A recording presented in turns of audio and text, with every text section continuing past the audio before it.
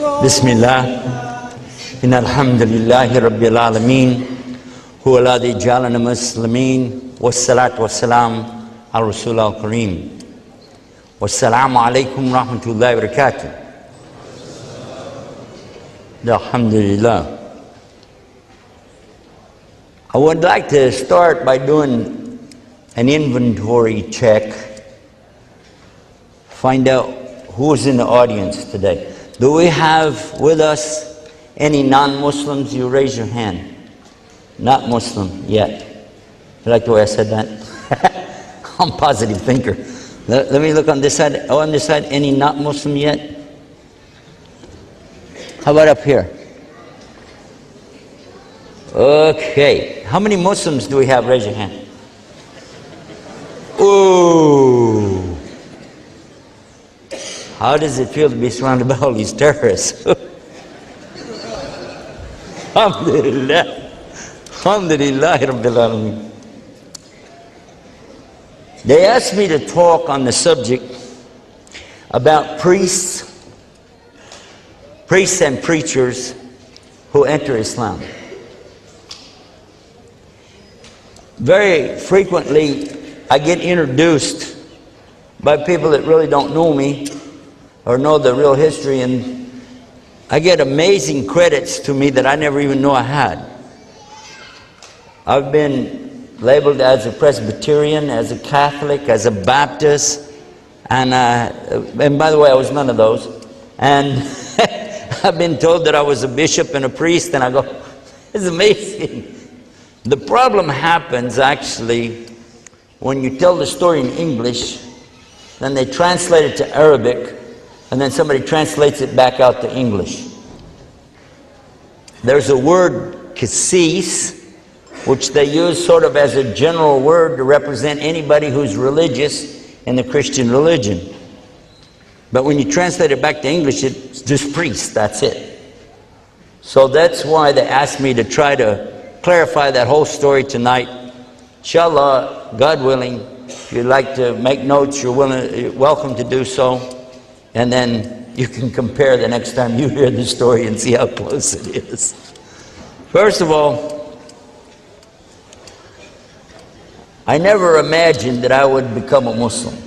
In fact, I wouldn't have accepted that even as a joke 15 years ago. Nothing could be further away from me than such an idea as that. But one of the reasons is because I didn't understand what the words mean. So before I tell you the story, I'd like to share with you a couple of words. And then as I tell you the story, it'll help you to understand better. God willing, inshallah. The first word is the word Allah. Now I'm a Texan. I grew up in Texas. And everybody there in Texas, you know, we have our way of thinking, and we think everybody thinks like we do. As a matter of fact, if somebody said the word Allah, we would probably say, why don't you say God like normal people? Everybody else said God. But is that really true? Well, we can explore for ourselves. We don't need to have a genius to sit beside us and tell us how to think. We can figure it out. Christianity is the largest religion in the world today. Followers of Christianity make up about 1.7 billion. And from those people, the majority of them, single religion only, is Catholic. They're bigger than the Orthodox or the Coptics or the Protestants. The biggest group is the Catholics. Now, the majority of the Catholics speak Spanish, French, or Italian. Majority. Some Portuguese. Because that includes Mexico, Central America, South America, France, Italy. So you get the feeling that a large majority of the majority don't use the word God. They use the word do or Dios, but not God. Then if you look to the rest of the Christian world, you'll find you have a lot of people, they speak the Dutch or German languages. And they also don't use the word God. And in fact, if you go really across those 1.7 billion, only about something like 200 and something million are really living in America. Some English speakers in Canada, of course England, they'll use this word God. That's true. It's an English word. That brings us to another point. I think you see what I'm saying already, but it brings us to another point, and let us do a little bit of history now. I did our geography, now we'll do our history. There was no word God, G-O-D, on this planet 1,000 years ago, because there was no English until the Normans invaded the Saxons. Then we get the English language after that. That was 1066 AD. So I'm sure you know there were Christians before that, right? So then we had a question, well, what did they call God? Another question for us, and this is a question in language. Are there any Christians that speak Arabic language? Yes or no? Yeah. Are there any Jews who speak the Arabic language? Yes. In fact, the Arabic language has been on earth since before people wrote down words, because it's one of the Semitic languages. Semitic languages include Aramaic, Arabic, Hebrew, and some of the others that are pretty much extinct now. None of those languages use the word God to represent the deity. Again, it's because it didn't exist. But all of the people who speak Arabic know that the word Allah means the one God. Arab Christians today use this word. Arab Jews use this word, and they used it before there was English. You can prove that one real easy. You could go out and buy an Arabic Bible and look on page 1 and find the word Allah 17 times. Or you can do it the easy way. I like the easy way, the cheap way. I don't have to buy anything. Any motel or hotel has a Bible in the drawer. Pull it out, open it up, and look and see what it says. They will tell you that they're real proud of the fact that they have translated the Bible into so many languages. And they give you a free sample of John 3:16. For God so loved the world. For who? God so loved the world. So they translate it and they put it in Arabic, because it's the second language. Afrikaans being first, second language is Arabic. And you look, and there it is in Arabic.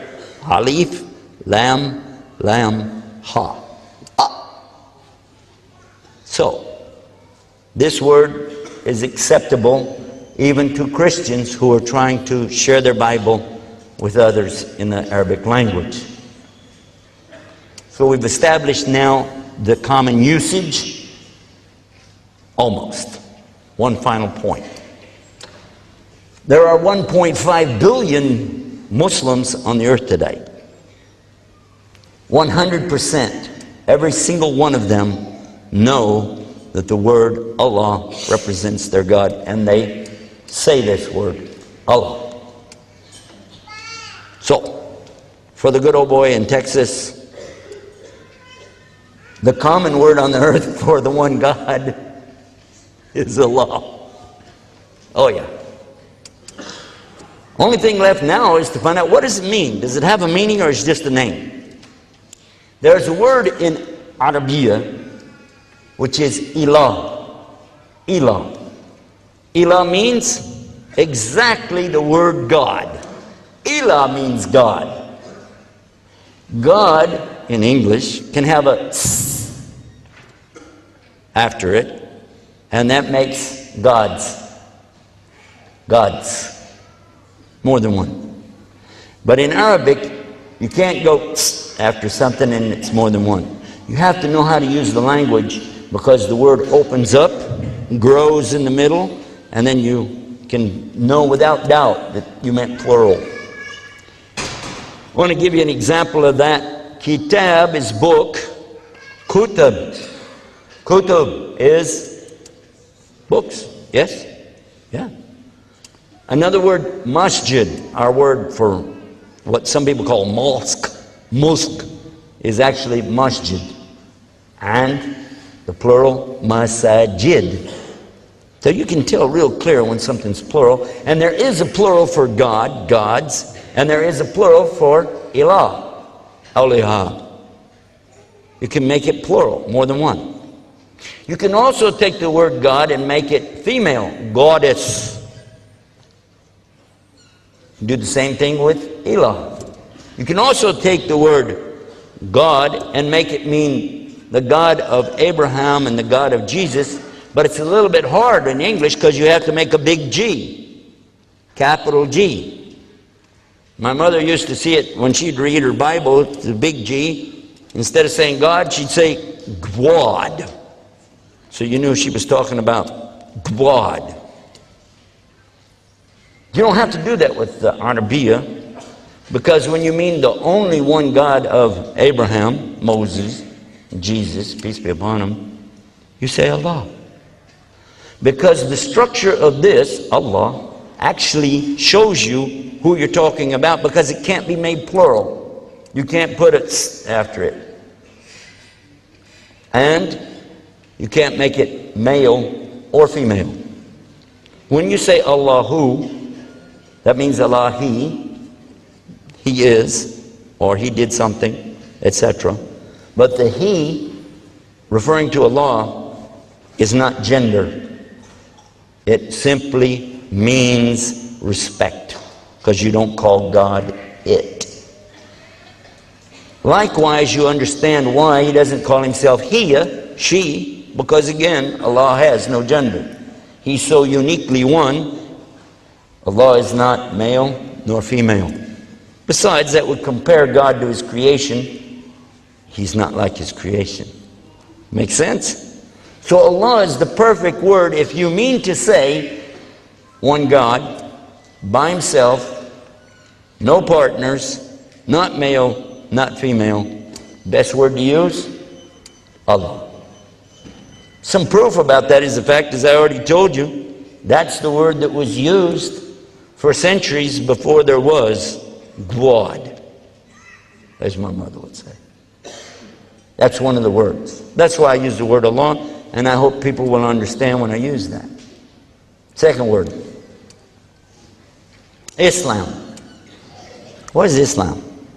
Now, today, Muslims around the world are pretty much in a defensive position, trying to say something nice about Islam and convey a message at the same time of a non-violent status, of a beautiful way of life. And they will say, Islam is peace.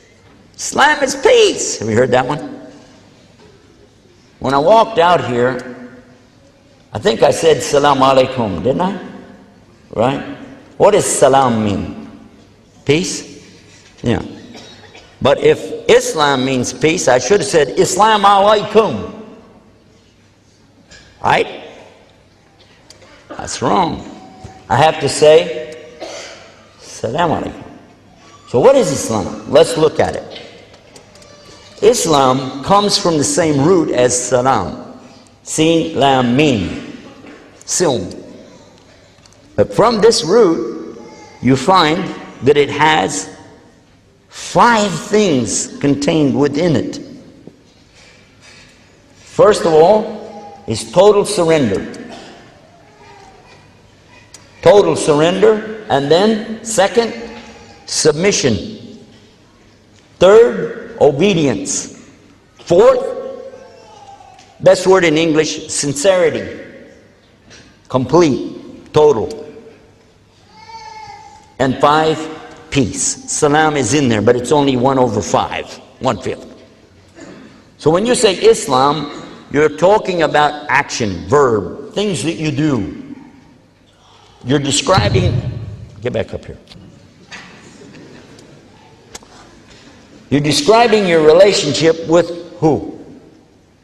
Go see the last word I mentioned, Allah. Your relationship with the Almighty is, or should be, surrender to Him, submitting to His terms, conditions, or commandments, and being in total obedience to what He has ordained for people to do. And to do it in sincerity, not to show off, not because somebody is watching, because you know you need to do it. And then finally, to do so in total and complete peace. It's not something new. It's a way of life described for us in the Quran, in the New Testament, in the Psalms of David, and in the books of Moses. Clearly, it's to do what God has ordered you to do. Follow the commandments. Worship Him alone, without any partners.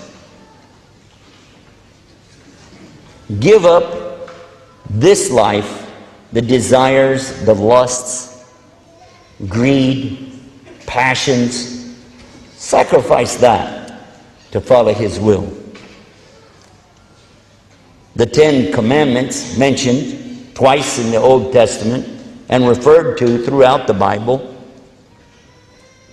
are beautiful for Muslims as well.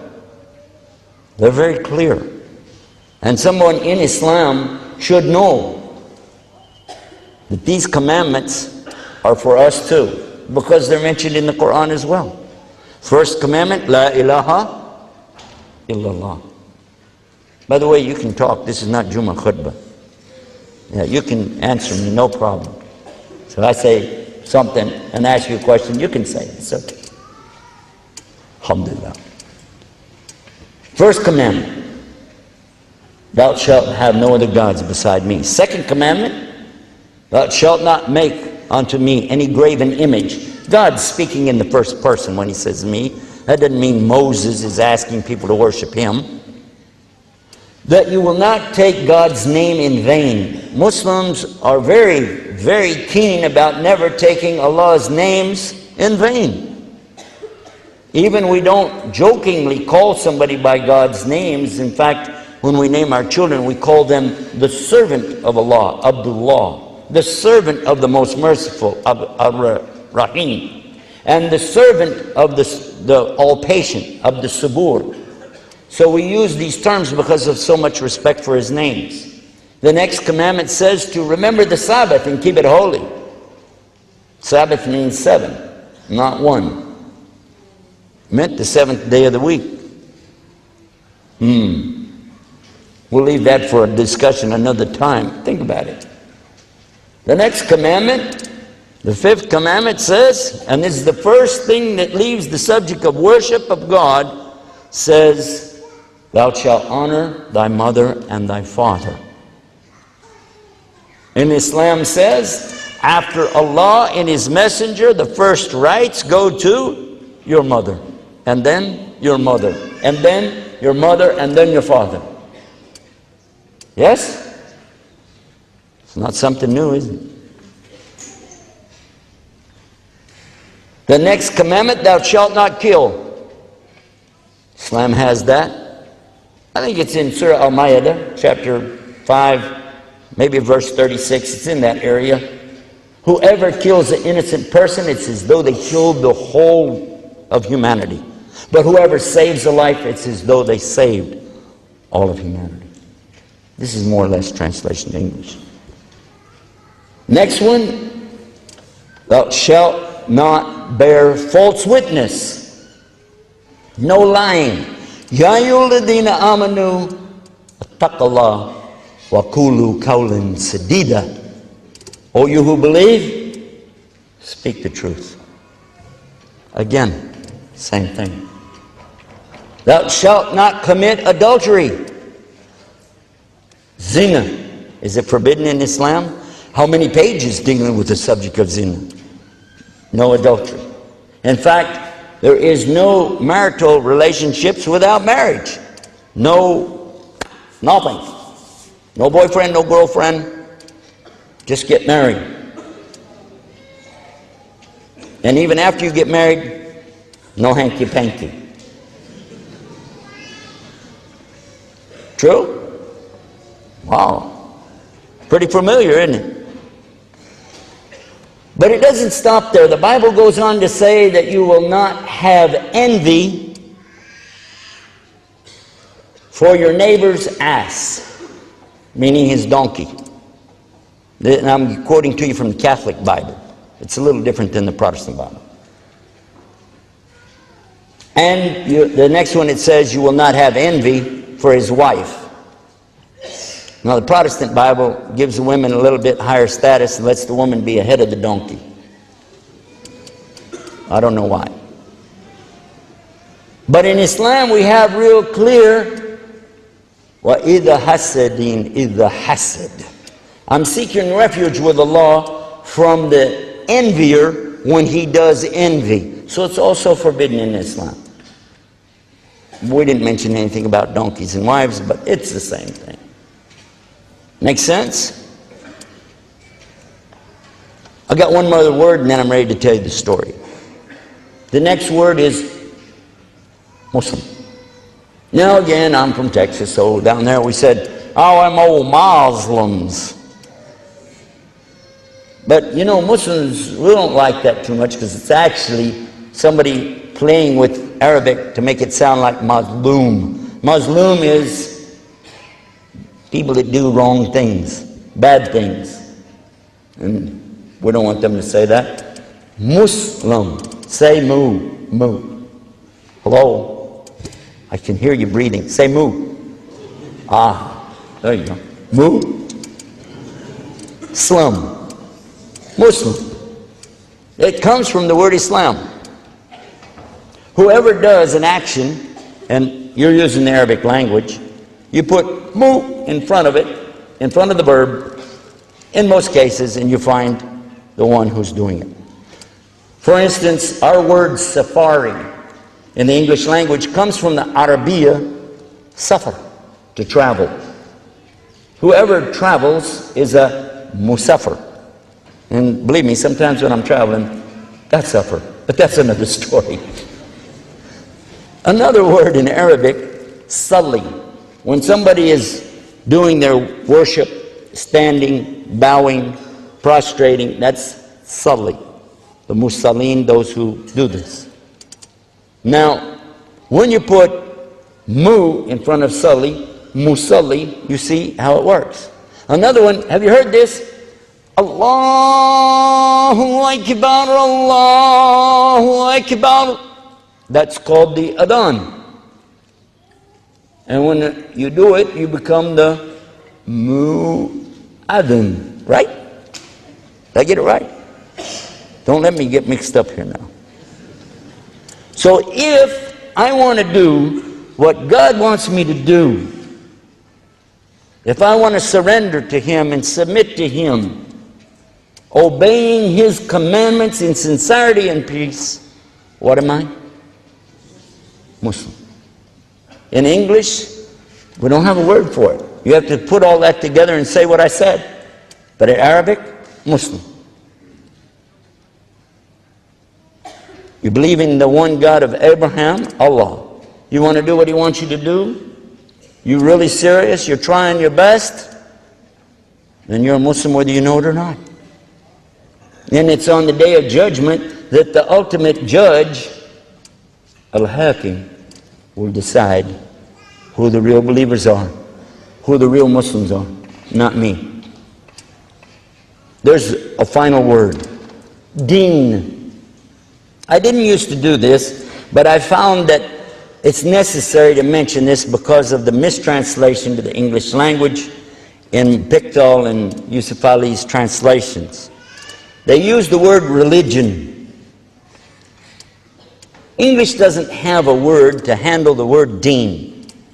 Religion is really close. It conveys a meaning, so we grab it and we go with it, but unfortunately it is not all encompassing. The translators of the Bible actually came out with a word a little bit closer to the meaning when they translated what was in the book of the Acts of the Apostles. The first book to follow the Gospels is Paul's book, Acts of the Apostles. In here it tells you that Paul persecuted even unto death the followers of Jesus.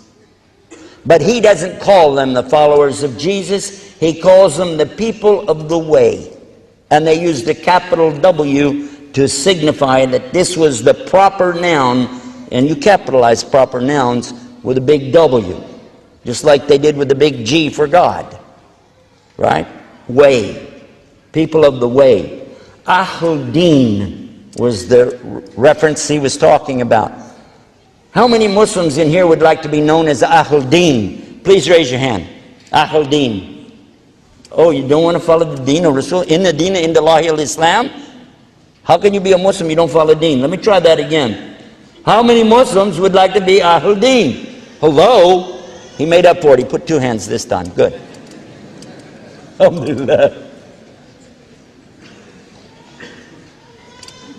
I'm only saying it because it's important for the non-Muslim to realize what we're talking about.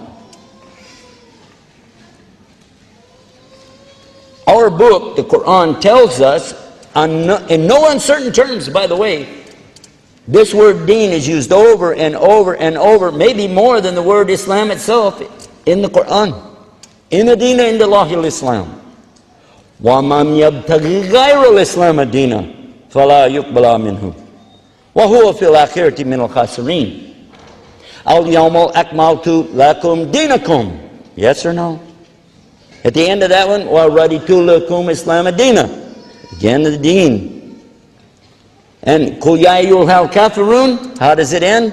لَكُمْ دِينَكُمْ وَلِيَ دِينِ. How many times do you think that word is in there? And if you keep saying religion, religion, religion, you know what the problem is going to be? In some cases, it won't make any sense.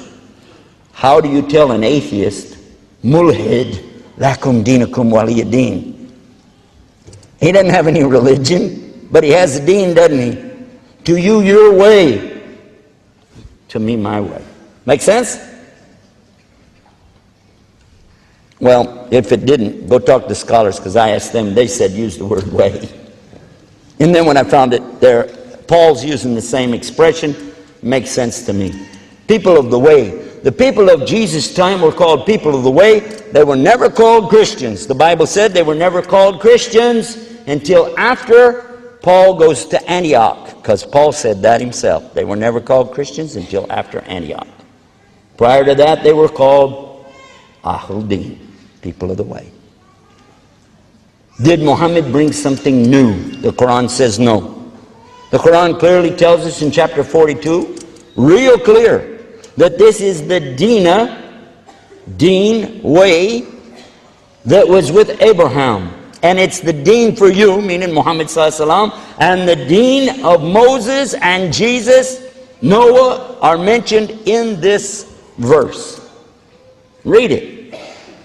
It's not new. And Allah says in Surah Al-Bayyinah, وَمَا أُمِرُوا إِلَّا لِيَعْبُدُوا اللَّهَ مُخْلِصِينَ لَهُ الدِّينَ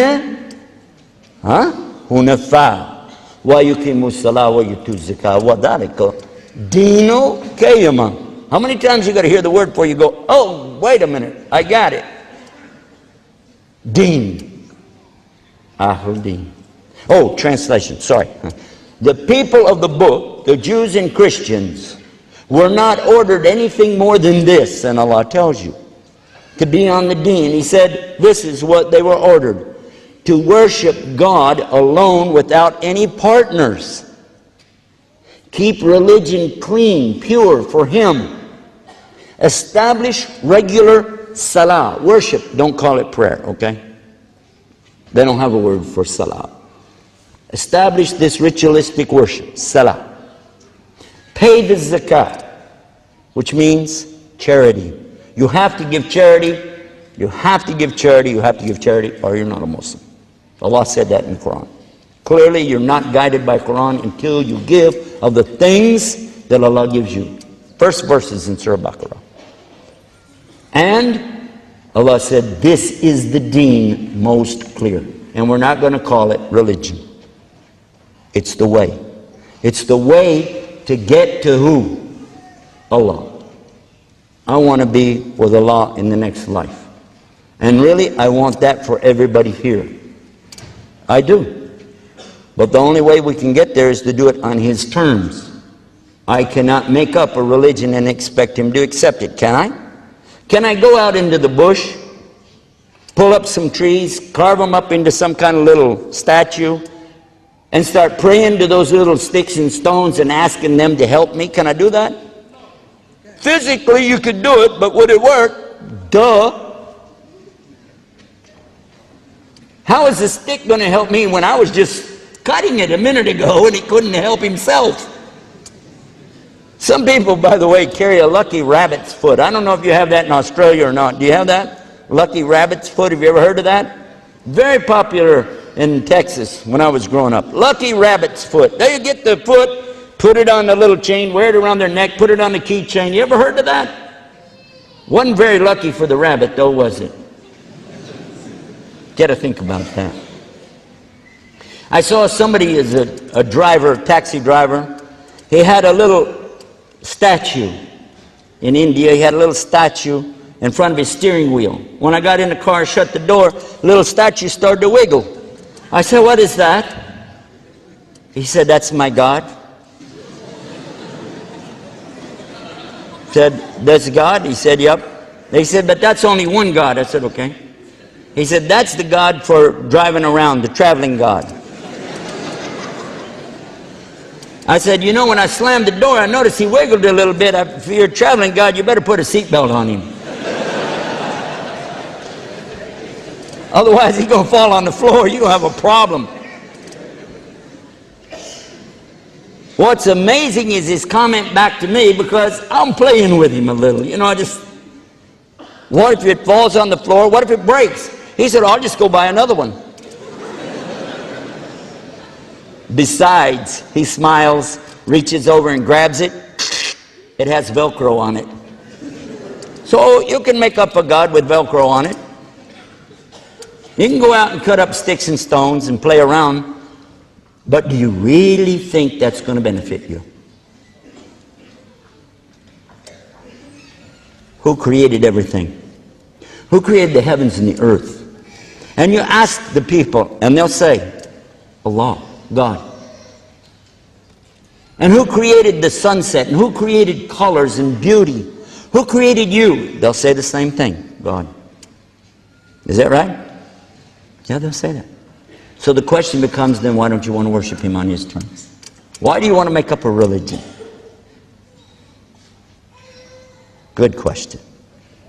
Having said that, introducing the subject and giving you the meaning of the words that I'm going to be using, I think it's time that we start up now and tell you the story about priests and preachers entering Islam.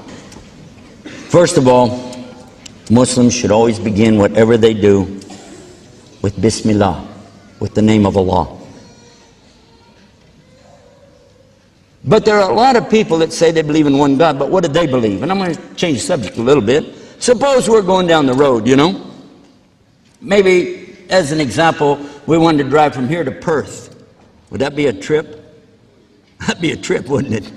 So as we're going along in the middle of nowhere, all of a sudden we see somebody out there hitching a ride. So we say, wow, man, look at this guy out here in the middle of nowhere. Let's give him a ride, you know. And then we'll share the message of Islam with him, and who knows what will happen. We'll call it da'wah. Give him the invitation, right? So we slam on the brakes. He gets in the car, you know, hey, where are you going? We're going to Perth. Where else are you going to go? It's the road only goes one way. Okay, so here we go. And along the way, we say, you know, we're Muslims. He goes, really? I heard stuff about you guys in the newspaper, news and stuff, you know. What do you guys believe? We believe in one God. He said, me too, man. No joke, yeah. He said, I only believe in one God. Hey, cool. He's almost a Muslim already. But we believe that He's really one? He said, yeah. We don't believe he's three. No, I'm a one guy. One guy. Okay. Oh yeah, and we believe that you have to do what God wants you to do. He goes, yeah, that's what I think too. We're going, hey, that's it. Far as I'm concerned, he's a Muslim. Give him Shahada. Shahada la ilaha illallah, Shahada Muhammad Rasulullah, and Takbir Allahu Akbar, Takbir Allahu Akbar, Takbir Allahu Akbar. That's it. Give him a Quran, that's done. But along the way, he said, stop the car, stop the car. Whoa. We stopped the car, and he runs out in the desert. But there's this huge tree. Nothing else out there but this huge tree. Huge. He runs up in front of that tree, and he's standing there like this and bowing down on the ground to this tree. What was that? Could be a sutra. Could be. He comes back. We go, what was that? What did you just do? He said, we believe in God. Yeah. Worship one God. Yeah. We do what God wants us to do. Yeah. He said, well, that was God. I was saying thanks. Oh. Get it? What did he mean when he said it? What was in his mind? What's he trying to say? Some people put God in the creation.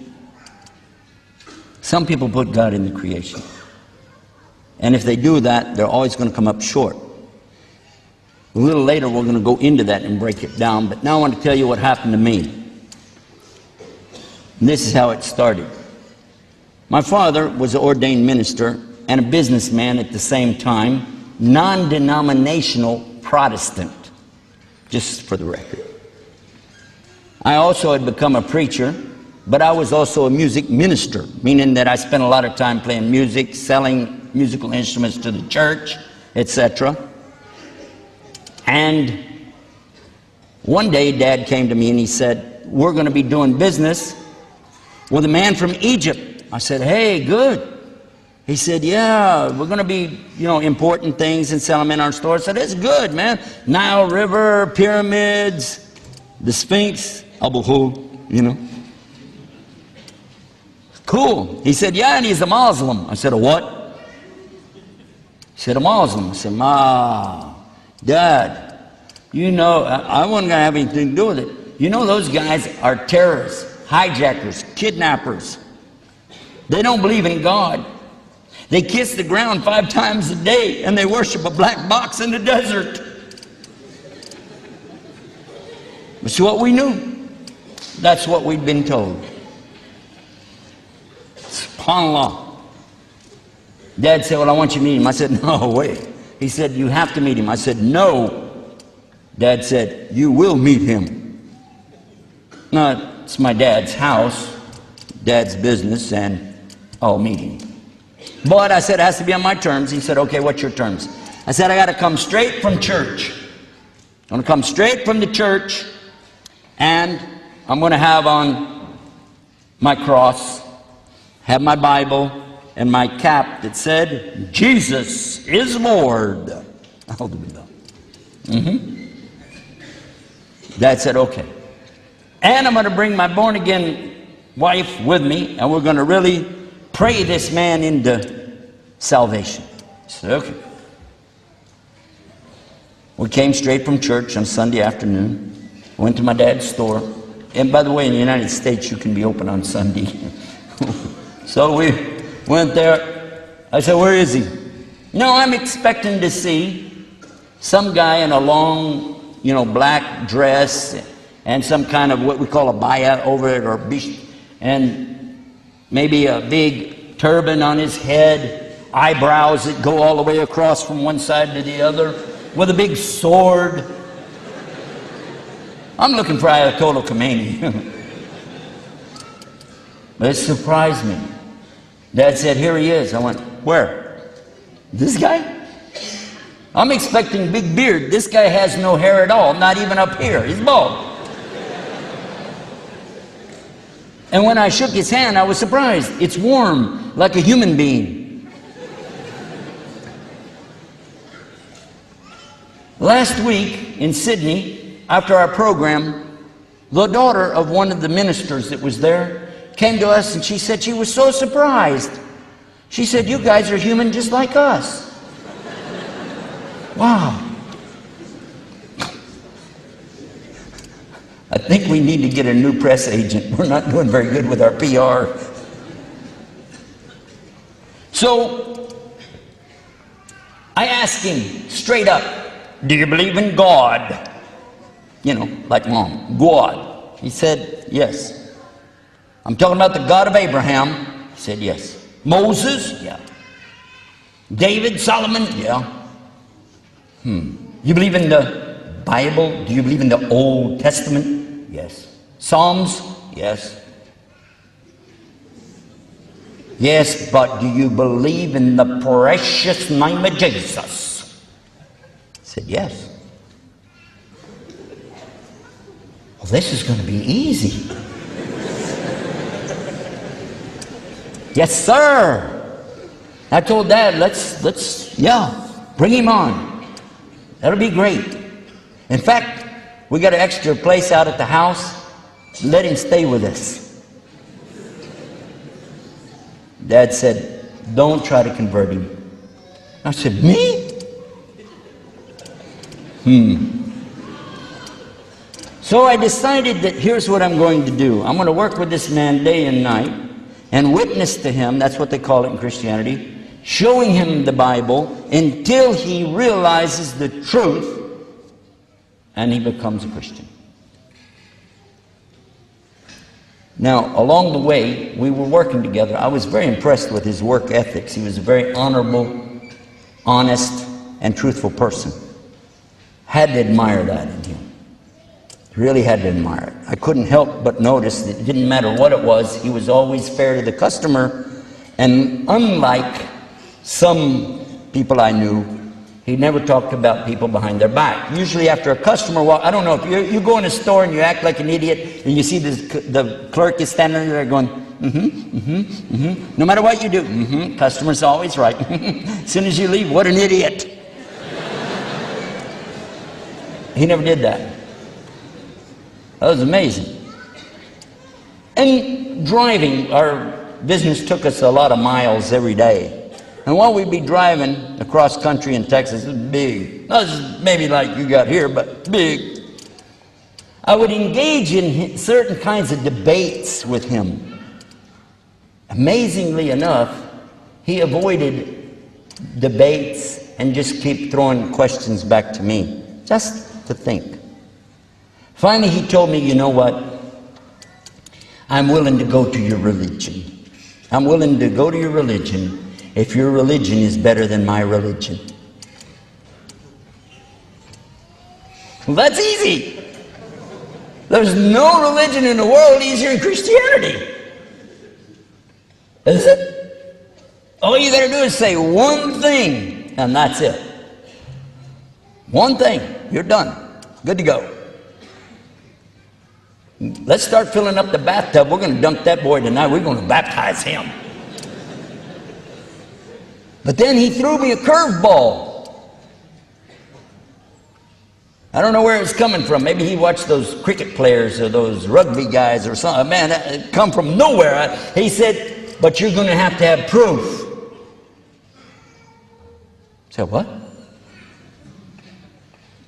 Proof?" I remember telling him, religion is not about proof. It's about faith, brother. You know what he said? In Islam, we have both proof and faith. And one helps us to get more of the other. I'm going, huh? I can see I need help. I have a friend in those days, another preacher. I had quite a few preacher friends. But this one particular one's pretty well known, at least in our area, because when he feels like, when the Spirit moves him, he takes two huge beams, big wooden boards, bolts them together, carries it on his back like a cross, goes down the highway with this big cross.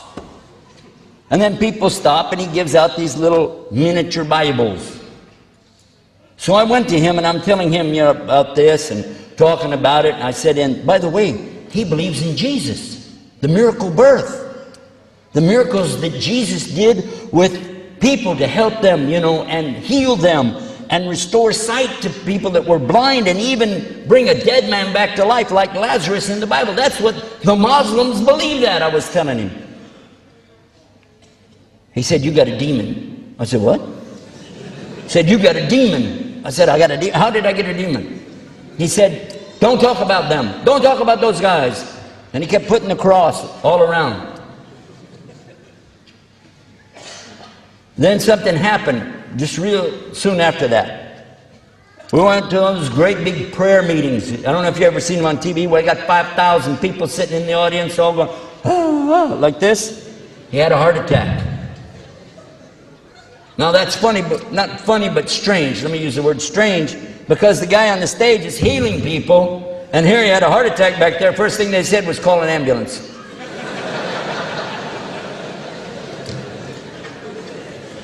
He went to the hospital, Veterans Hospital there in Oak Cliff, which is south of Dallas. And I was glad because they said, well, it was a heart attack, but he's going to be all right. You just need to stay in the hospital for a while and take it easy and cut back certain kind of foods, and whatever you do, don't walk around that cross anymore. So I went to visit him on a regular basis. He was a good friend, and I liked him, and I like to visit people when they're in the hospital. They need it, you know. A lot of times we forget people in the hospital, by the way. It's a good thing to go do that. And while I'm there, though, one day, a guy comes rolling in a wheelchair, because they shared the room. And I always had my Bible under my arm, by the way, and I began to witness to the man in the wheelchair, Jesus loves you. He just looked at me like, get out of my face. And I said, where are you from? He said, I'm from Pluto. Well, now in Texas, we have a Venus, Texas, so I thought maybe it's a city I didn't know about. But he was basically telling me to buzz off. I could have said the word you guys use in Australia, but I decided buzz was better. Buzz off.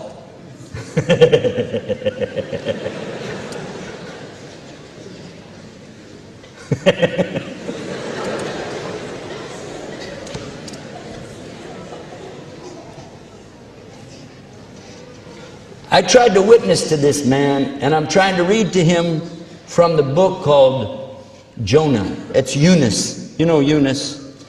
We have him in the Quran. Well, he's in the Bible. The same story. He goes to his people in Nineveh, and they don't listen to him. So he gets out on a boat, and he leaves, and a storm comes up. He goes in the water. The whale swallows him. He goes down to the bottom of the water. The only thing missing out of the Bible is, like, I consider maybe the most important point of the story is in the bottom of the water that Jonah says an amazing statement. Somebody copying the Bible, I guess, left it out because it's a beautiful statement. La ilaha illa anta subhanaka inni kuntu minadh dhalimin. Saying, there's no God to worship except you, Allah. The glory, the majesty is to you. And verily, I did wrongdoing to myself. Beautiful statement. Right after that, God caused the whale to spit him up on the land. He went back to his people, etc. You know the story. Anyway, I was reading this to him, witnessed to him. He started crying. His tears coming down his face. He looked up at me and he said, I'm sorry for the way I treated you. And I'm sorry for my behavior. I had no reason to act like that. It's just I've had a lot of problems in my life that I never imagined I would have. Just unbelievable. And I saw you coming at me like that. I just, you know, I'm really sorry. And I need to confess something to you. I said, stop. I'm not a priest. Don't confess to me. I'm not Catholic. We don't do confession. He said, I'm Catholic. And I know you're not a priest because I am. I went, oh. We became very good friends. I was Protestant, he was Catholic. That's okay. When my friend got out of the hospital, I continued to go visit the priest. And when he got out of the hospital, I asked him to come and stay with us and let us take care of him while he got better. He agreed, and he came to be with us. Now watch. I'm on the way home from the hospital, going to my place. I'm telling him about Islam because I'd learned a lot about Islam. He told me on the way out, he said, you know, we already know about Islam. I said, why? He said, because priests have to study all religions, and we have to study Islam. I already know about Islam. I said, really? He said, yes. And they do believe in the risen Jesus. He's with God, and he'll come back in the last day. And Jesus is the miracle birth, etc., etc. He confirmed things which I'm just summing it up right now. It's amazing. If the priests know this, how come they don't tell anybody? We get out to the house, I introduce him to everybody, and now I've got a new plan. What we're going to do, we got a priest, man. We got an ordained minister, a preacher, a born-again Christian, music minister. We got everything right here. So around the table every night, we're going to pull out the Bible and we're going to witness to this poor infidel Muslim and get him to get over to the right way. Got it. This is a true story, by the way. I do turn things toward a joke from time to time to keep you interested, but trust me, this is the story as it happened. And sitting out there in the country in my dad's big old house, around that table, after we get through eating, clean it off, I bring out the Bible. And I begin to talk about the Bible. But my dad brings out his Bible and he begins to say, no, the Bible says so and so. I said, but Dad, you've got the King James Version. And I happen to have this version. Actually, my dad had the Masonic version, which is still King James, because he was a Mason. And here we've got this Revised Standard. Doesn't agree. It says there are verses in there that are interpolated. It says verses in there don't belong, and other verses are not complete. And it quotes from older manuscripts. And in the beginning of it, the introduction, it says many good things about the King James Version. It says, but yet it has grave defects. Huh?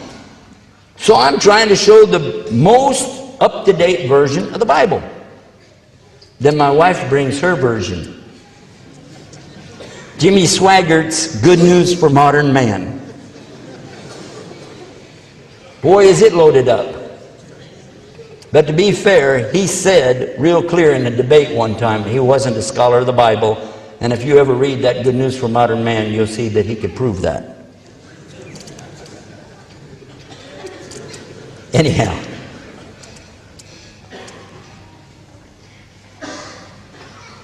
We realized that going around and around with the subject of the Bible is a problem.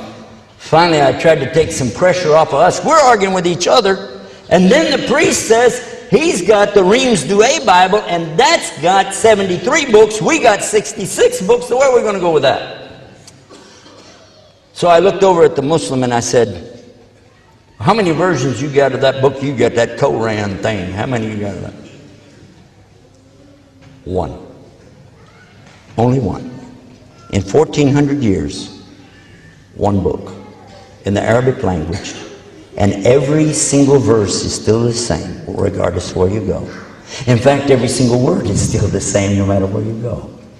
And it begins with Bismillah ar-Rahman ar-Rahim, and it ends with Min al-Jannati wan-Nas, and everything in between is the same, whether you go to Iran or if you go to Saudi Arabia, whether you go to Indonesia or if you go to Pakistan, or if you go to Maghreb or Cairo, Egypt, or if you go to Texas, or if you come to Melbourne, Australia, still the same. Doesn't change. The reason is because it's not a book, as in paper and ink. It's a recitation that's in the hearts and minds of the Muslims. And every single Muslim on earth would love to memorize the whole Quran. And every single Muslim on earth has memorized at least some of it. There's no Muslim that I met yet that didn't know how to say Bismillah ar-Rahman ar-Rahim. The vast majority, and I'm not going to say 90% because people do that. I don't know, I didn't do the statistics, but All the Muslims I ever met. Well, we can do it right here. We had a few Muslims I noticed a while ago when we did the inventory. So let me just ask, are there any Muslims here that have memorized an entire chapter, a surah of the Quran, like Fatiha? Raise your hand. Look around the room, folks. Hold your hands up real high so they can see. That's all up here too. Everybody here has memorized at least one chapter. How about 2, 3, 4, 5, 10, 20, 30? SubhanAllah. Wow. Do we have anybody in Melbourne that memorized the entire Quran cover to cover? 1? Where else? Usually sisters. I always find sisters that memorize it. How about half of it? Everyone up here, mashallah. And how many want to memorize all of it? Absolutely. SubhanAllah. And it's only memorized in Arabic. We don't consider it Quran if somebody stands up and said, in the name of Allah, the most gracious and most merciful, huh? You're going to let him lead salat like that? I don't think so. So there's one book. I'm going, oh. And he told us, 1. Never changed. We have the original. Let's change the subject.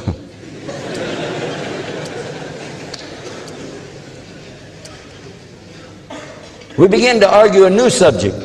Another night, the priest is talking about how Mary, you can pray to Mary. We're going, no you can't.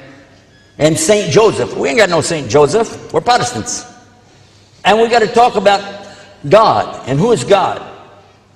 Catholic said, the priest said, it's a Trinity. The church, he said, teaches the Trinity. One God. How's that work? I'm saying one God, but I don't know about the Trinity. We got really stuck on that one, so I went to my friend with the cross again. I went back to his place. Looked him up. I said, how's it going? I want to ask you a question. I'm getting stuck on the Trinity thing. I always get stuck on that one. Help me out. Because the Bible everywhere, it says one. Know, O Israel, the Lord thy God is one Lord. And you have to worship him with all your heart and all your mind and all your strength.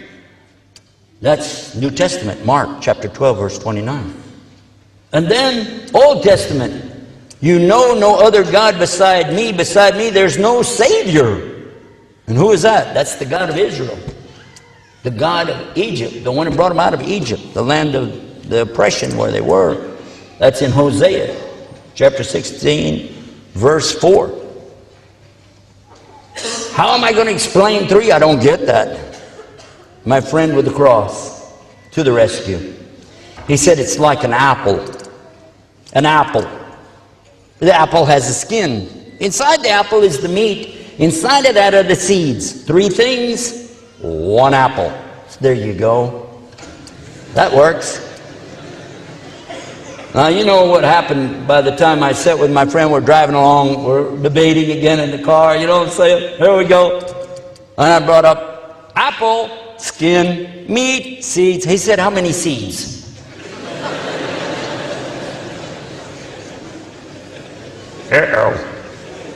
It's more than 3, isn't it? He said, and what if there's a worm in the apple? Scratch that. I went back to my friend again another time. I said, okay, the apple, forget it. He said, yeah, forget the apple. I told him what happened. He said, forget the apple. The egg. Babe. Egg. So how is the egg? Egg has a shell. Inside the shell is the white. Inside of the white is the yellow. 3 things, 1 egg. Ah, that's it. Let's go. Can't wait. Get back over there. You know, we're going along. I can't wait to open it up. We're driving out there. Okay. God is one, but he's like an egg. He said, really? Shell, white, yellow. He smiled. He said, what if it's a double yolk?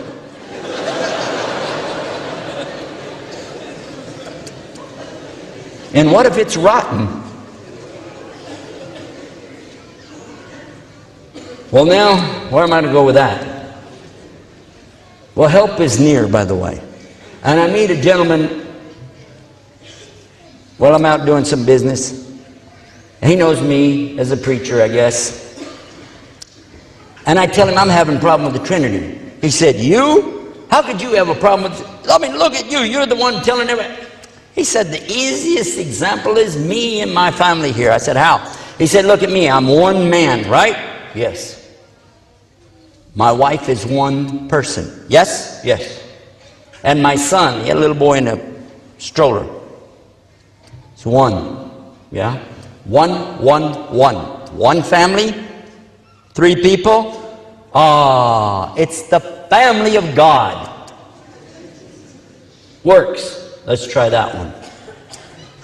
We didn't get very far with that one. What happens if they have another kid? Twins, Tawam.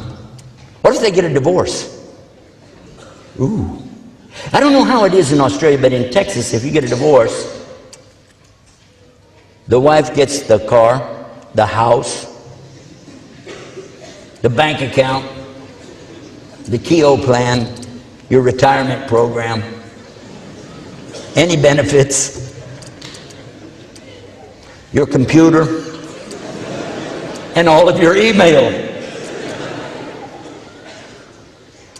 Now, I don't want a God that can have a worm in it. I don't want a God that can be rotten. And I sure don't want a God that can die, because people can die. So now I'm asking the Muslim. Finally, I asked him. He didn't offer anything unless I asked him. He didn't push. What do you guys say about God? Is he 1 or 3 or 2? What do you guys say? And listen to what he said. Bismillah. قل هو الله أحد الله الصمد لم يلد ولم يولد ولم يكن له كفوا أحد. The translation, say, O Muhammad, they're asking you about God, say he is Allah, the unique, the eternally sought after by all creation for sustenance, yet he is not sustained. As-Samad. Samad is big name. Lam yalid wa lam yulad. He's not the father of anything. He's not the son of anybody. He has no genealogy. Wa lam yakul lahu kufuwan ahad, and he doesn't compare to anything, anywhere, anytime, because he's so unique. Oh. Well, what's he like? Laysa kamithlihi shay'in wa huwa samiun basir. He's not like anything in his creation, yet he is all hearing, all seeing. He's all knowledgeable. He's all merciful. He's all loving. Al-Wadud. He's all praiseworthy. And he is the peace.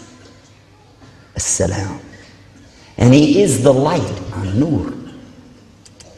And he's the only one that you can turn to and ask for any help and get it. And when I'm hearing these words, I'm thinking, that's what I already believe. That's in the Bible. I saw that in a book, this book, that book. I remember the New Testament said this and this. This is the God, man.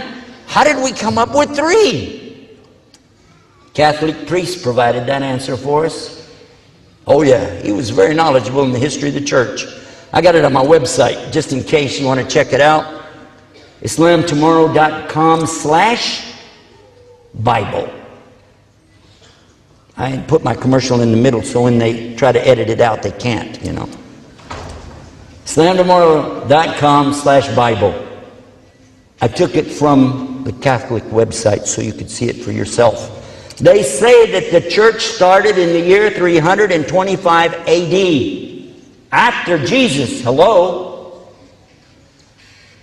And that's when they held the council to establish God could be 3 and 1 at the same time. That's also when they decided how many books need to be in the Bible and how many don't need to be. They also decided to change Jesus' birthday to be December 25th for some other god they already had in Rome.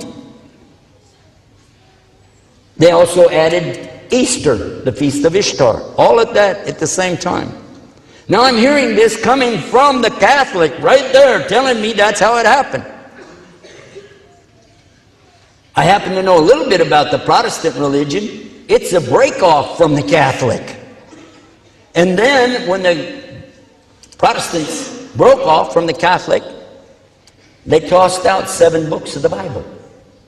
That's why there's 73 in the Catholic and 66 in the Protestant Bible today. Comparing book to book, gods to gods, it just was mathematically a lot easier for me. But that's not why I went to Islam. I'd like to tell you that it was because of all the rationality behind it, but it wasn't. It was something else. It's because when I thought about it, I realized that there's something inside of me that likes to do what I want to do, regardless of what anybody else says. But there's also a side in me that knows that this is wrong. I need to do what he wants me to do. And now I'm in a fight inside of myself between submitting to him, as we already mentioned that means Islam, or doing what I want to do. Guess what? While all of this was going on, I'm not the only person in this story. I'm the only one telling it today, but the real people of this story don't get out and tell all about it. So I'm telling their story for them. It was the priest who had the biggest job of all, not me. Because he was dedicated to his religion for so many years.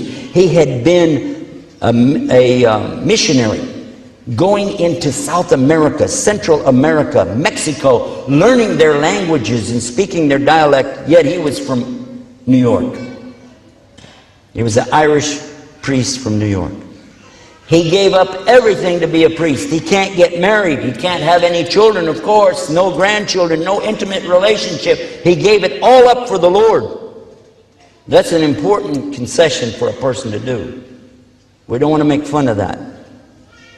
This man has given up more than any of us would really think about doing for our way. But alhamdulillah, Allah didn't ask us to do that.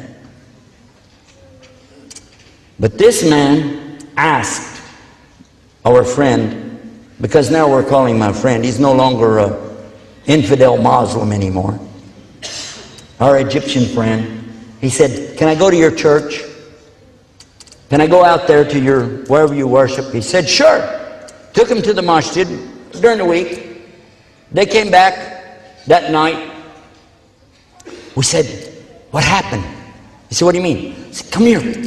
What did they do? They like slaughter animals or something? He said, no. He said, they stand the same way that monks stand in a monastery, like this, silently worshiping God.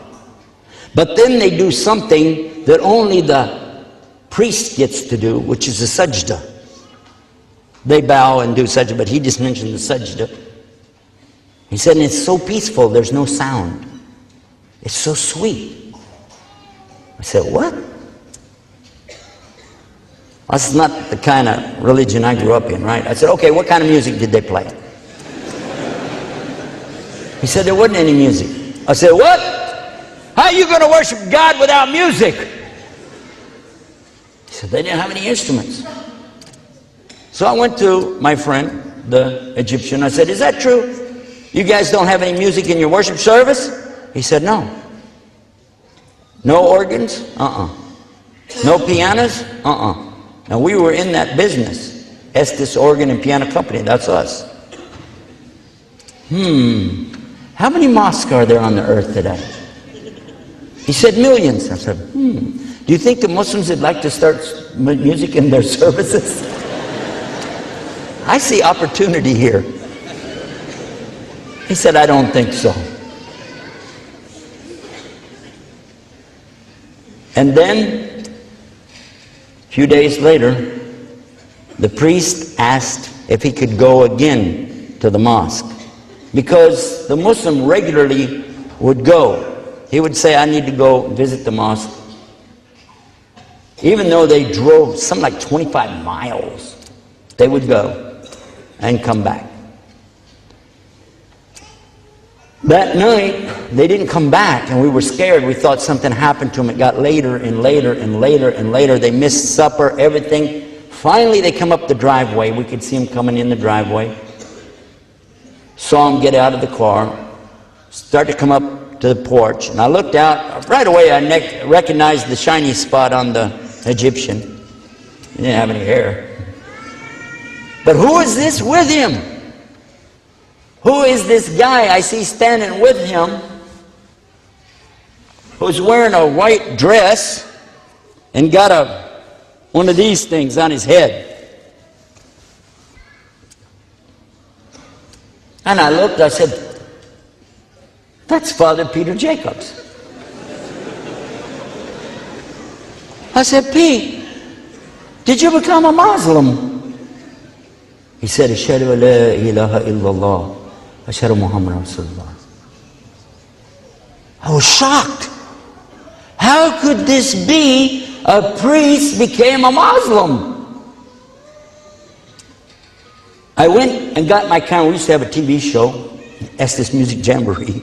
Got the cameras out. I was going to do an interview with him right then and there. Why did the priest become a Muslim? By the time I got everything hooked up, got the lights all turned on, he fell asleep. I didn't get to ask him. So I went upstairs. It's still running through my head. It must be after midnight. And I'm upstairs talking to my wife. I'm saying, my God, what's going on? A priest becomes a Muslim? What is this? Is this amazing? Look, one God, they got the Quran, so and so. And she said all of a sudden, I want a divorce. Huh? She said, I want to get a divorce. Okay. What happened? She said, all this talk about Muslim, Islam, everything, doesn't work. I said, okay, we don't have to talk about this. She said, no, we do need to talk about it. I want to get a divorce because, you see, I can see what's going on here, and I'm going to tell you, I remember what he said. Talking about Muhammad, the Egyptian. He said a Muslim can't be married to a Christian. I said, whoa. I didn't say, did I say I want to be a Muslim? I didn't say that. I did not say I wanted to be a Muslim. I'm talking about a priest. Sorry, drop the subject, forget the whole thing. She said, no, I want a divorce. I said, why? She said, because I want to be a Muslim.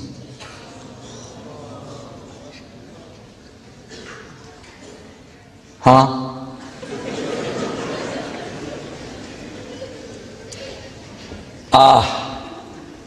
Now I've been married to her 7.5 years. I got a couple of kids here, and I'm thinking, no. I don't want to go through that. Don't want to lose everything, including my email, We didn't have email back then. Anyhow. Well, I thought about it. I said, okay, think. Okay, the good news is, I'll do it. I knew I need to do it anyway. Let me just do it, get it over with. I too want to become a Muslim. She said, I don't believe you. I said, no, I'm serious. I do, I really do. I didn't know how to say it before, but hey, I want to be a Muslim. She said, no, I want a divorce and you're a liar. I said, no. How do you say that? She said, either you're lying right now or you were lying 5 minutes ago when you said you didn't want to be a Muslim. Make up your mind and get out. So I was walking down the steps and I started thinking, where am I going? This is my father's house. I just got through it. Wait a minute. Now it's really late, but I went and I woke up the Egyptian and I said, I got to talk to you. I got to talk to you. He said, what's the matter? I said, step outside. We step outside. I said, a lot of stuff is happening in my life and I need to talk to you. And I began to explain and tell him everything, what's going on in my head, things that happen in my whole life. Just like, I got to tell somebody. I probably made him crazy, but you know what? The best kind of friend isn't the one that really tries to understand you. He's the one that just stands beside you no matter what happens. And he did that. Not only stand beside me, he walked beside me, because we walked those country roads all night long. We continued doing that until Fajr. And when the sun started coming up, I'm telling him, oh, it's time for you to pray. Look. He said, I'll be all right. Don't worry. It's okay. I said, but the sun is, there's light. He said, there's time. Don't panic. And while he was doing that, I realized it's time for me to stop trying to push on other people what I think or what I feel. It's time for me to deal with it inside. And this is the key, my dear respected brothers and sisters in Islam. This is the key. The muftah is inside, not outside. And when I went behind my father's house and I found a piece of board back there, big board, little shelter over it, nobody could see me, illallah. I put my head down on that board the same way I had seen the Muslim place his head, the same direction toward the east. And in that position with my head on the ground, I said these words, "Oh God, if you're there, guide me." I couldn't think of anything else to say. You sat here tonight, this is not a guy that has a problem coming up with words. Yet, on that occasion, that's all I could say. Nothing else came in my mind. But those words echoed and echoed and echoed through my heart, even till today. Guide me. And Allah said in the Quran, Ihdina siratal mustaqim. When I raised up my head, I knew what I had to do. I knew exactly what I needed to do. I needed to declare publicly that I believe there really is only one God. He has no partners. And that Muhammad ibn Abdullah is his last and his final messenger to deliver that message. And that Isa, Jesus, was also the Messiah, Messihi, messenger, and prophet of Allah. So I went in to my Egyptian friend and the new Muslim, ex-priest. Obviously, the church didn't need him anymore. And in front of those two, I swallowed, and I tried to say the words in Arabic, and I was shaking. And as I was saying it, I could feel the tears starting to run down my face, because I knew what it meant. I understood it. Ashhadu an la ilaha illallah. Ashhadu Muhammad Rasulullah. Immediately after that, my wife took her shahada too and entered Islam. I won't give you the whole story, just sum it up. A little bit later on, my father also entered into Islam. My stepmother followed just before she died. She said, there can only be one God. Jesus can't be a God or a son of a God. Has to be a messenger. So therefore, Muhammad must be a messenger. She said that in July and died in October. May Allah accept it from her. Ameen.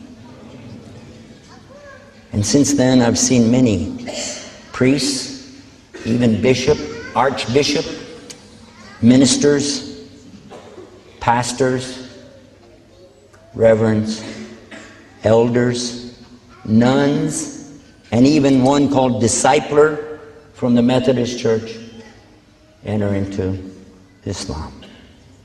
Many of their stories are on our website. You can see them. We have videos there. You can listen to them tell their story. It's called Islam Yesterday. You heard me mention one website, Islam Tomorrow. I liked it so much I decided to get Islam Yesterday, and that's where we put all the programs we did before, IslamYesterday.com. But then I needed something a little bit more inclusive, so I also have IslamAlways.com. Really. And we just opened a new one called chatislam.com. You can go there 24 hours a day. Our websites are open 24 hours a day and always plenty of free parking. Haha.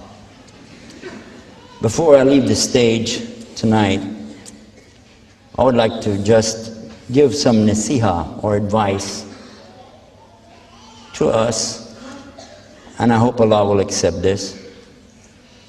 He says in his book, you don't guide whom you love, but Allah guides who He wills.